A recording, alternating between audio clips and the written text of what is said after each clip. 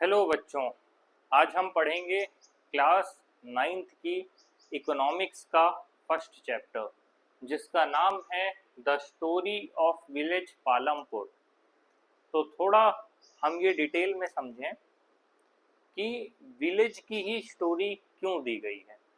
इससे पहले मैं ये कहना चाहूँगा कि जो भी बच्चे अभी नाइन्थ में आए हैं, इसका मतलब उन्होंने इससे पहले इकोनॉमिक्स नहीं पढ़ा होगा, क्योंकि सिक्स सेवेंथ और एट्थ में आपका हिस्ट्री था, ज्योग्राफी था और सिविक्स था। हालांकि नए सिलेबस में जो बुक्स चेंज हुई हैं उनमें क्लास सिक्स से इकोनॉमिक्स को इंट्रोड्यूस किया है, लेकिन जिस समय आप रहे होंगे तब इकोनॉमिक्स नहीं रहा होगा। तो अभी प्रेजेंट टाइम की हम बात करें तो आपने इकोनॉमिक्स नहीं पढ़ा होगा और आप यहाँ से पहली बार इकोनॉमिक्स की शुरुआत करने जा रहे हैं।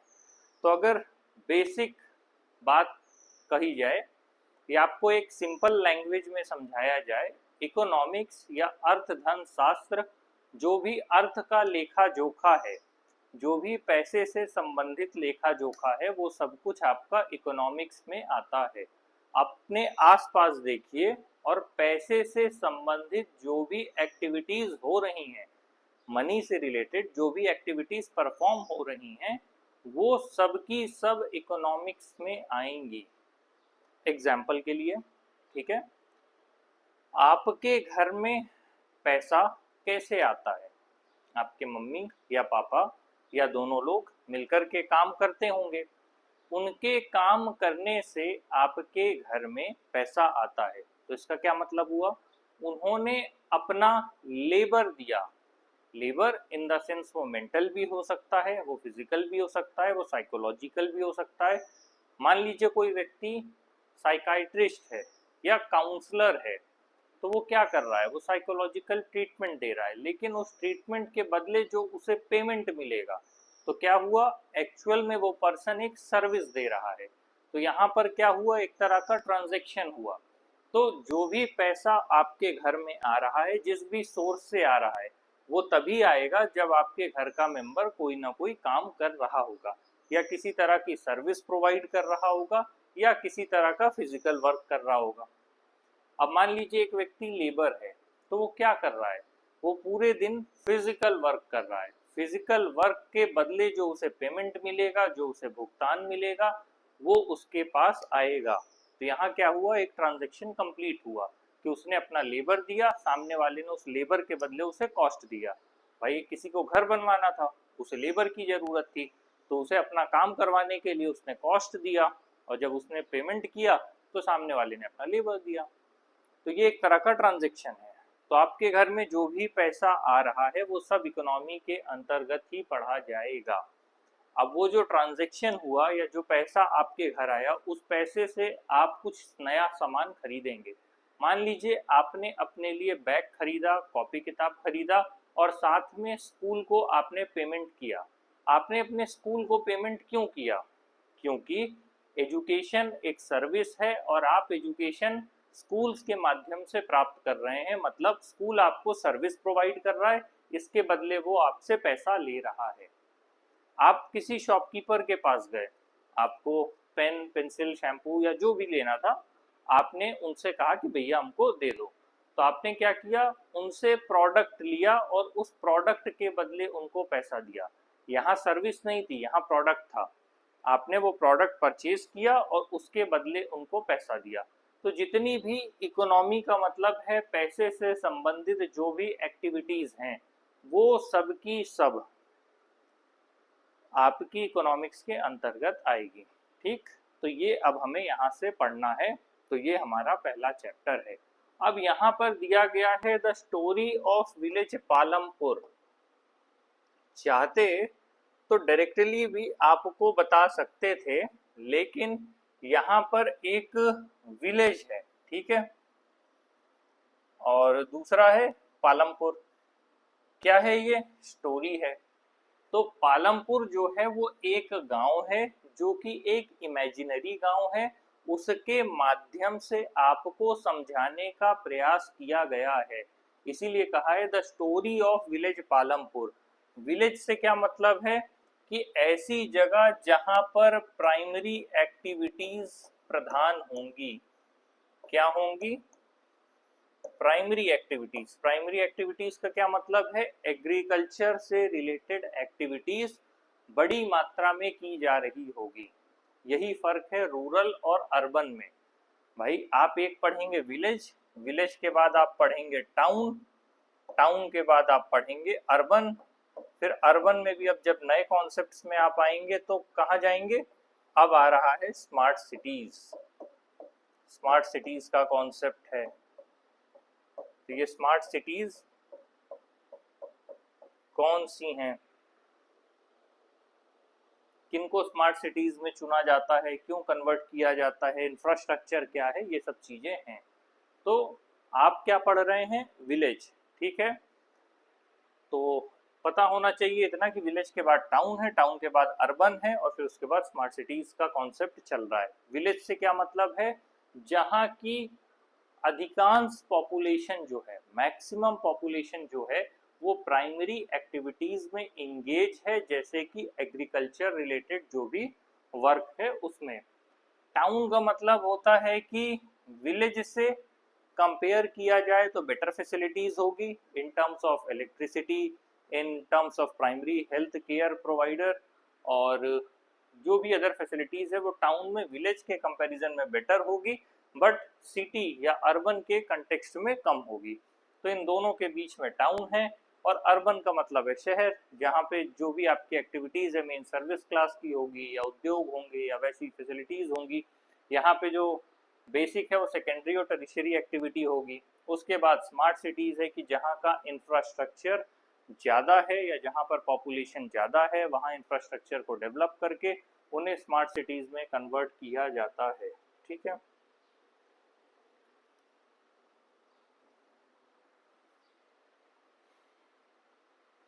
इस स्टोरी का पर्पस क्या है? इस स्टोरी का पर्पस है कि बेसिक से जो कॉन्सेप्ट्स हैं उनको समझाया जा सके बच्चों को, खास तौर पर जो कि प्रोडक्शन की बात करते हैं। प्रोडक्शन क्या हुआ? प्रोडक्शन को हिंदी में उत्पादन कहते हैं। किसी भी चीज को पैदा करना प्रोडक्शन में आएगा। इन टर्म्स ऑफ, आप अगर खेती कर रहे हैं तो आप फसल उगाएंगे तो वो क्या होगा? प्रोडक्शन में आएगा। आपके पास मिट्टी है, उससे आप ईंट बनाएंगे तो प्रोडक्शन में आएगा। आपके पास आटा है, सॉरी, आपके पास गेहूं है, उससे आप आटा बनाते हैं, फिर उसे पैक करके मार्केट में बेचते हैं, ये भी क्या प्रोडक्शन में आएगा। ये आपको एक विलेज का सीन दिखाया गया है। यहाँ पर आप देख सकते हैं एक तरफ खेत है, उन खेतों के अलावा दूसरी तरफ घर है जहाँ पॉपुलेशन है, और इनको देखिए बैलगाड़ी से लाद के मार्केट की तरफ लेकर के जाया जा रहा है। दूसरी तरफ ट्रैक्टर है जिसमें फसल लदी हुई है। तो दोनों जो सीन है वो एक गांव के सीन को डिपिक्ट करने के लिए ये डायग्राम यहाँ पर दिया गया है। यहाँ पर कह रहा है जो पालमपुर गांव है वहाँ की जो मेन एक्टिविटी है वो फार्मिंग है। क्या है? खेती करना वहाँ की मेन एक्टिविटी है। तो इसका मतलब जो वहाँ की मेन पॉपुलेशन है वो किस पे डिपेंड होगी? वो ऑब्वियस सी बात है, वो लैंड पे डिपेंड होगी। तो पालमपुर का जो मेन एक्टिविटी है वो है फार्मिंग। जबकि कुछ लोग ऐसे हैं जो कि स्मॉल स्केल में मैन्युफैक्चरिंग का काम भी करते हैं, जैसे डेयरी, ट्रांसपोर्ट और इसके अलावा एक्सेट्रा। लेकिन ये काम करने वाले लोग लिमिटेड स्केल में हैं। जैसे कि मैंने पहले भी बताया था कि अगर गांव की बात हो रही है, ग्रामीण क्षेत्र की बात हो रही है, तो अधिकांश जो पॉपुलेशन है वो आपकी फार्मिंग में इंगेज होगी या खेती में लगी होगी।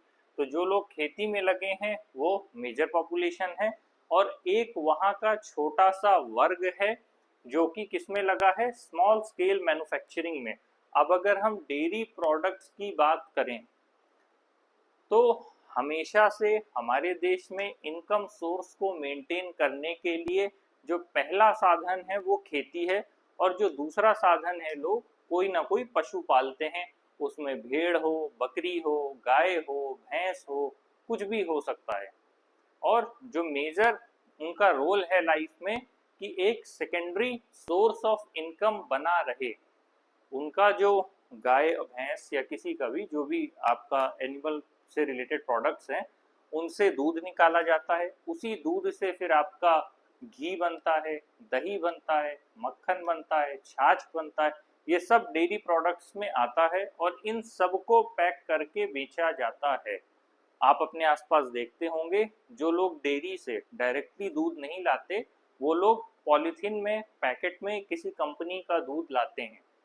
और आप ये नोटिस करते होंगे कि ये जो दूध का सप्लाई है ये डेली सुबह और शाम होती है। तो इसका मतलब जो भी आपके नियरेस्ट गांव है, गांव तक कंपनी की गाड़ी पहुंचती है, वहां से सब कुछ स्टोर किया जाता है, दूसरी जगह लाया जाता है, वहां उनको पैक किया जाता है और पैक करके आसपास रिटेल शॉप्स तक भेजा जाता है। तो इसीलिए कहा गया है यहाँ पर कि एक छोटा स्मॉल स्केल मैन्युफैक्चरिंग है, बहुत बड़े लेवल पे मैन्युफैक्चरिंग नहीं होती, स्मॉल स्केल मैन्युफैक्चरिंग है जहां पर डेयरी प्रोडक्ट और ट्रांसपोर्ट। ऑब्वियस सी बात है कि अगर कोई भी प्रोडक्ट आप गांव में बना रहे हैं तो उस प्रोडक्ट को बेचने के लिए आप बाजार तक जाएंगे। भाई आपने कोई चीज बना ली, मान लीजिए आपने घर में वेस्ट मटेरियल से ही आपने मान लीजिए पुरानी पड़ी आइसक्रीम की लकड़ी से आपने मग बना लिया, तब उस मग का आप क्या करेंगे? वो मग जो है आप बेचने के लिए मार्केट में ही तो जाएंगे ना, तो ऑब्वियस सी बात है। तो इसीलिए आपको उसके लिए क्या चाहिए? ट्रांसपोर्ट, क्योंकि ये गांव की बात है। अगर शहर की बात होती तो आप सीधे जाकर बेच देते। हम किसकी बात कर रहे हैं? पालमपुर नामक गांव की। और जब गांव है तो ऐसे में क्या होगा, आपको ट्रांसपोर्ट चाहिए। तो जो डेयरी प्रोडक्ट्स है वो भी लोग बेच रहे हैं। अब ये जो प्रोडक्शन एक्टिविटीज हैं, इनके लिए डिफरेंट टाइप्स के रिसोर्सेस चाहिए, जैसे कि natural resources, man made items और human effort, money etcetera. Obvious सी बात है, अगर आप कुछ भी कर रहे हैं, मान लीजिए आप फार्मिंग ही कर रहे हैं या आप एनिमल से रिलेटेड कोई भी वर्क कर रहे हैं, तो एटलीस्ट दोनों स्थिति में आपको पैसा क्यों चाहिए? पैसा कमाने से पहले पैसा आपको लगाना पड़ेगा। आप पैसा तो तब कमाएंगे किसी चीज को बेच के जब वो चीज बन चुकी होगी। भाई अगर वो चीज बनी ही नहीं है तो आप बेचेंगे क्या? और उस चीज को बनाने के लिए कुछ ना कुछ आपको रॉ मटेरियल चाहिए होगा। तो अगर आप फार्मिंग की ही बात करें तो जो भी है पेस्टिसाइड चाहिए होगा। अगर खेत को जोतना है तो आपको जितने भी एग्रीकल्चर रिलेटेड टूल्स हैं, जो कि आप देखेंगे आजकल लोग ट्रैक्टर यूटिलाइज करते हैं, पहले लोग हल करते थे, लेकिन अब जो भी आपके इनपुट मेथड्स हैं मॉडर्न, लोग ट्रैक्टर यूज़ करते हैं, या फसल कटने के बाद भी आपका थ्रेशर है, हार्वेस्टर है, इस तरह की जो मशीन्स यूटिलाइज होती हैं वो सब की ज़रूरत होती है।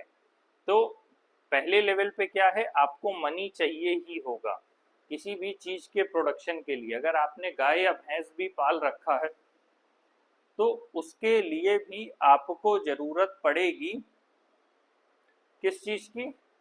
चारा, भूसा, खाना, दवाई आप देंगे तभी तो उसके बदले में आपको दूध मिलेगा। आपको उस गाय या भैंस का ध्यान भी तो रखना होगा।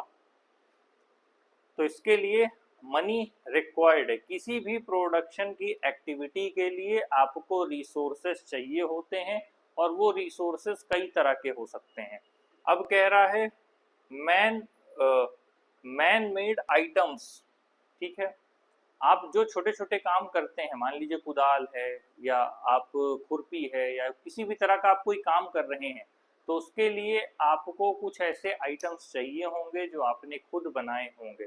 साथ में ह्यूमन एफर्ट, अगर आपने गाय को पाला है तो ऑब्वियस सी बात है उसकी सेवा करना होगा, उसको सुबह शाम आपको जो भी भूसा देना होगा, चारा सानी करना होगा।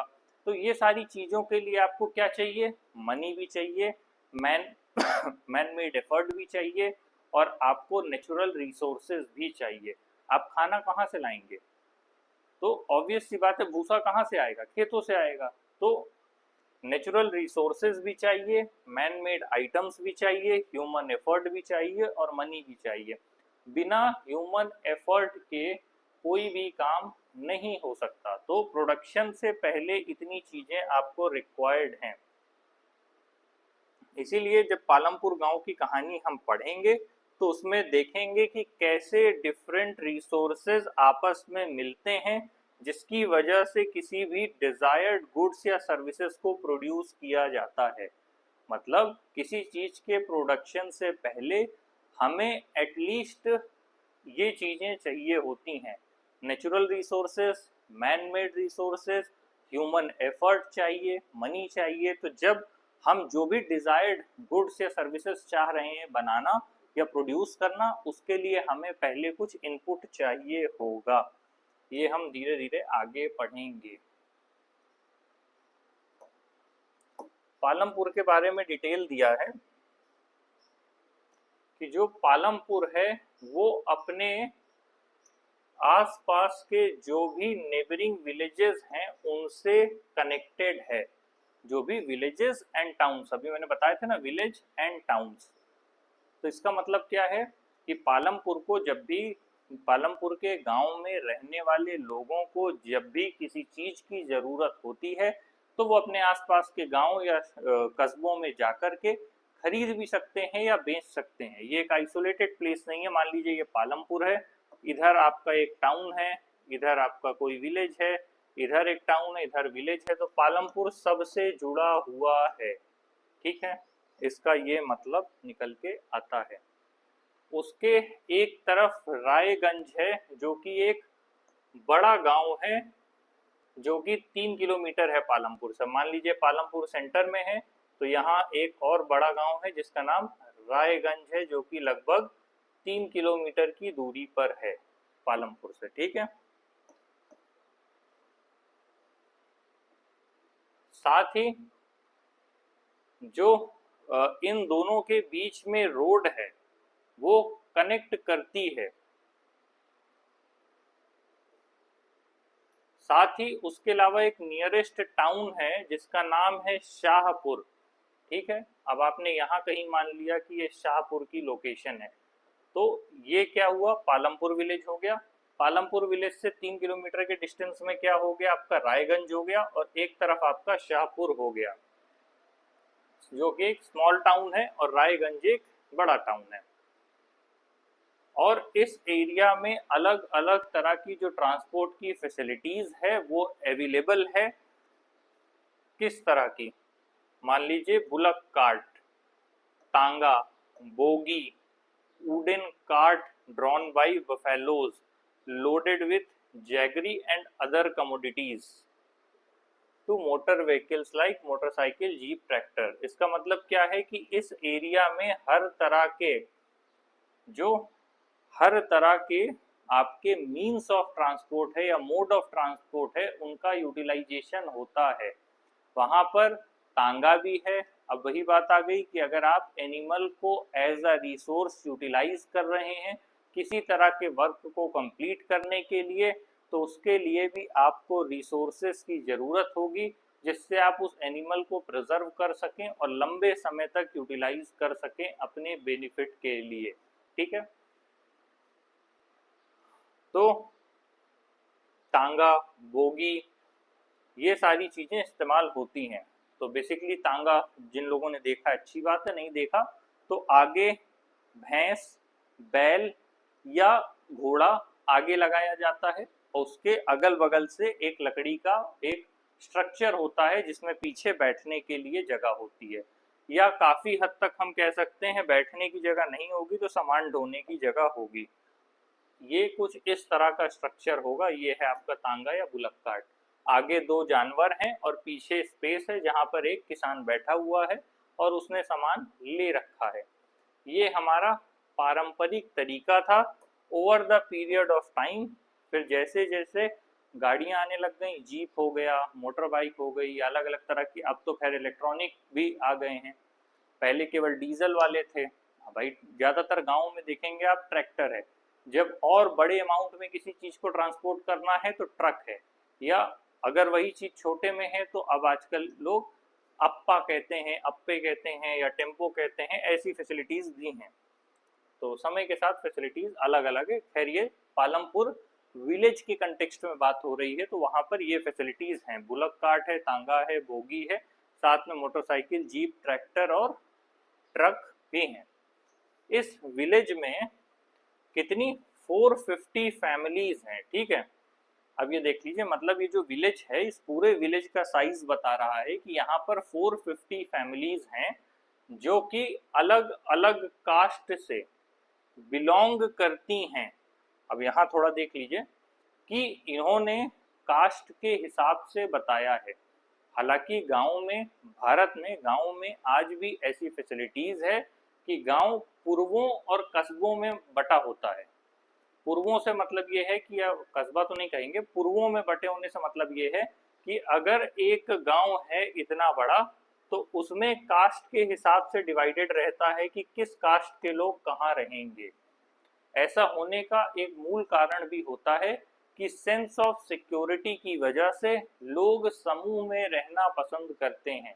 मान लीजिए ए कास्ट, बी कास्ट, सी कास्ट, डी कास्ट, ई कास्ट और एफ कास्ट।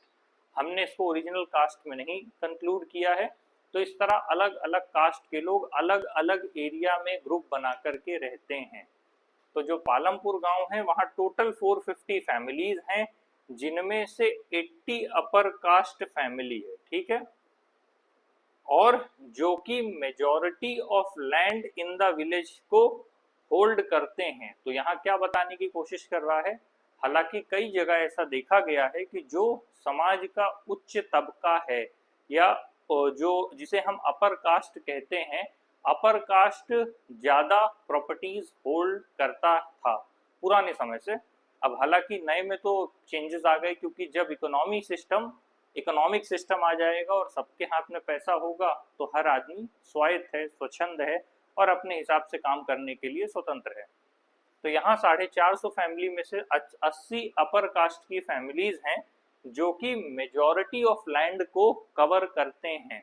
अब देख लीजिए, 450 में से 80 की बात कर रहा है, तो 80 फैमिलीज हैं जो ज्यादातर जमीन पर अपना कब्जा रखती हैं या ओनरशिप रखती हैं। जो इनके घर हैं, जो अपर कास्ट के जो लोग हैं, या 80 अपर कास्ट लोग हैं, इनके जो घर हैं उनमें से कुछ बहुत बड़े हैं, सम ऑफ देम क्वाइट लार्ज, जो कि किससे बने हैं, ईंटों से बने हैं और प्रॉपर सीमेंट से उनमें प्लास्टरिंग की गई है। तो क्या कह रहा है कि टोटल पालमपुर में 450 फैमिली हैं, 450, उनमें से 80 फैमिलीज ऐसी हैं जो अपर कास्ट की हैं, ये मेजॉरिटी ऑफ लैंड को होल्ड करती हैं। इसके साथ जो इनके घर हैं वो बड़े बने हैं और वो पक्के ईंट से और प्लास्टर किए हुए हैं सीमेंट से। ये बात बताने का क्या मतलब है, क्योंकि ग्रामीण क्षेत्र में अधिकांशतः कच्चे मकान पाए जाते हैं और बहुत लंबे समय तक वहाँ परंपरा रही है कि उसको लीपा जाता है, कभी गोबर से भी लीपा जाता है या मिट्टी से भी लीपा जाता है, उसको चिनाई करना भी कहते हैं, और गांव में आज भी ये परंपरा जीवित है, ठीक है। यहाँ बात कर रहा है एससी की, जिसे हम दलित कहते हैं, शेड्यूल कास्ट, जो कि लगभग 1/3 ऑफ द पॉपुलेशन है और एक कॉर्नर में विलेज के रहते हैं, ठीक है। और जो इनके घर हैं ये काफी छोटे हैं, ठीक है, स्मॉलर हाउसेस हैं जो कि कुछ हद तक मिट्टी से बने हुए हैं। तो ये क्या कर रहा है यहाँ पर, हालांकि कास्ट डिस्क्रिमिनेशन की बातें नहीं होनी चाहिए। पॉलिटी में हम पढ़ते हैं कि किसी भी जाति, धर्म, समुदाय, पंथ के बीच किसी तरह का भेदभाव नहीं होना चाहिए। अब हालांकि ये चैप्टर एनसीईआरटी में क्यों है मुझे नहीं पता, ये क्या बताने की कोशिश कर रहा है मुझे नहीं पता, तो ये तो नहीं कह सकते, लेकिन फिर भी इस चैप्टर के थ्रू मैसेज पता नहीं, शायद उतना सही नहीं जाएगा। तो ये गांव है जिसमें 450 फैमिली है, 80 अपर कास्ट की हो गई जिसके बारे में बता दिया। अब 1/3 जो यहाँ की पॉपुलेशन है वो एससी है, दलित है, ठीक है। उसमें से इस 1/3 पॉपुलेशन में से अधिकांश लोग एक कॉर्नर पर रहने को बाध्य हैं, मतलब अगर ये गांव है तो उसके एक कोने पे दलित रहते हैं और इनके जो घर हैं वो अपेक्षाकृत छोटे बने हुए हैं। वहां बात किया था कि अपर कास्ट के घर बड़े हैं, जबकि ये जो एससी कम्युनिटी है इनके घर काफी छोटे छोटे बने हुए हैं और साथ ही मिट्टी से बने हैं, मिट्टी के बने हुए हैं।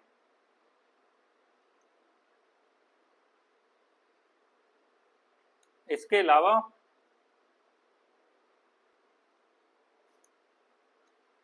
घरों में इलेक्ट्रिक कनेक्शंस है जिससे कि ट्यूबवेल को यूटिलाइज किया जाता है। ट्यूबवेल बता दूं, इसके माध्यम से जमीन से पानी निकाला जाता है इलेक्ट्रिसिटी के थ्रू। पंप लगा होता है, पंप से पानी जमीन से ऊपर आता है ग्राउंड वाटर, और उसको सिंचाई के लिए इस्तेमाल किया जाता है।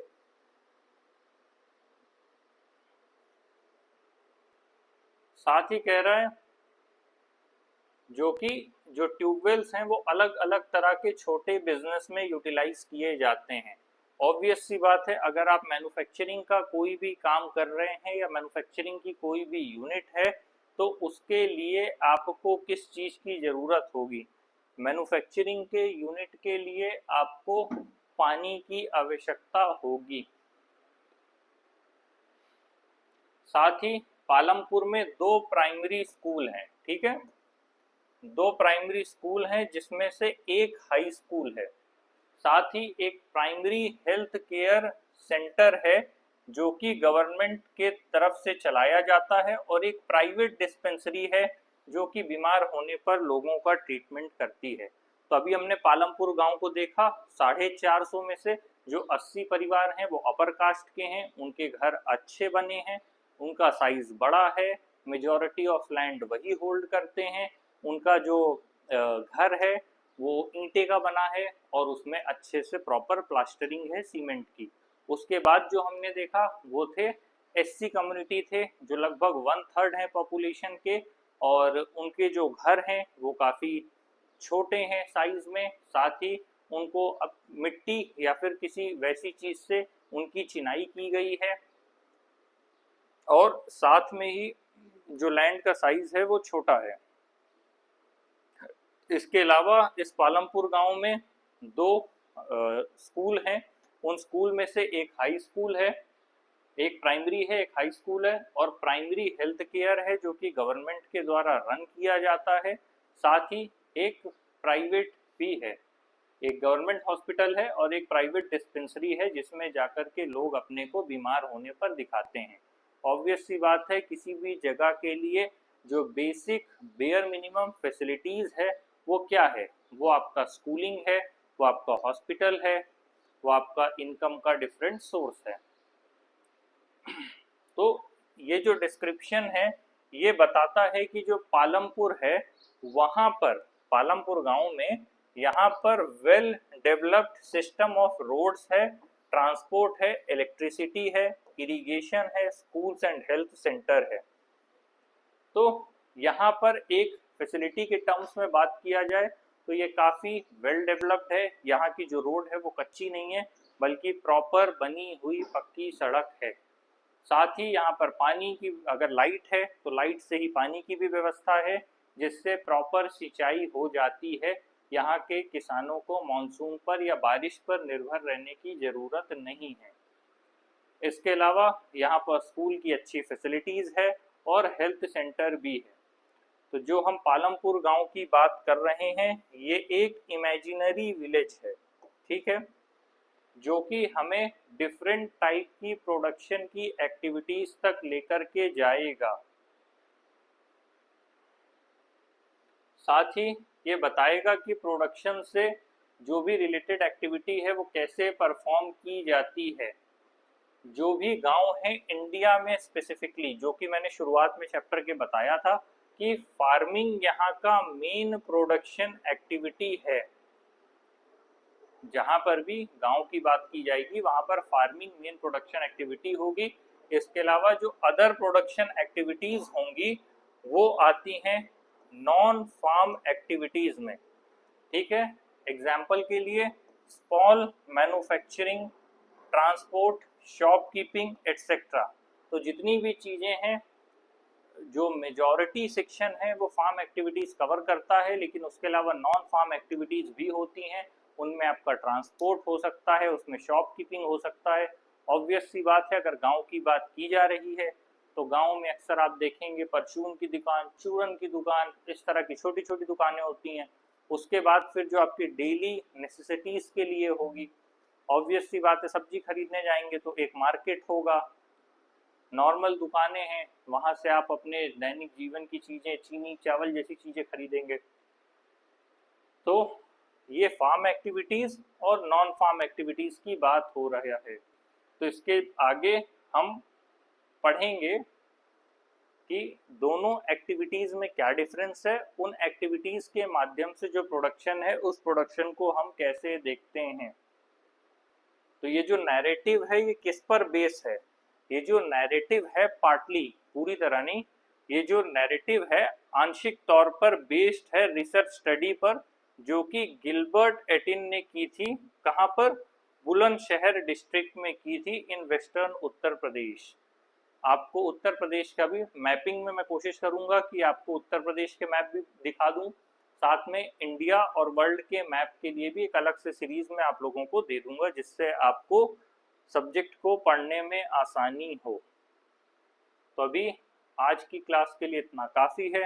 अगली क्लास में हम पढ़ेंगे कि ऑर्गेनाइजेशन ऑफ प्रोडक्शन क्या होता है।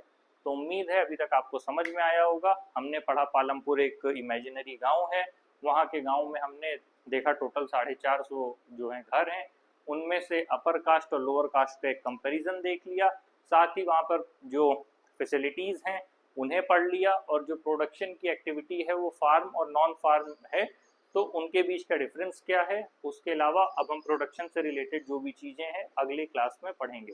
Thank you very much.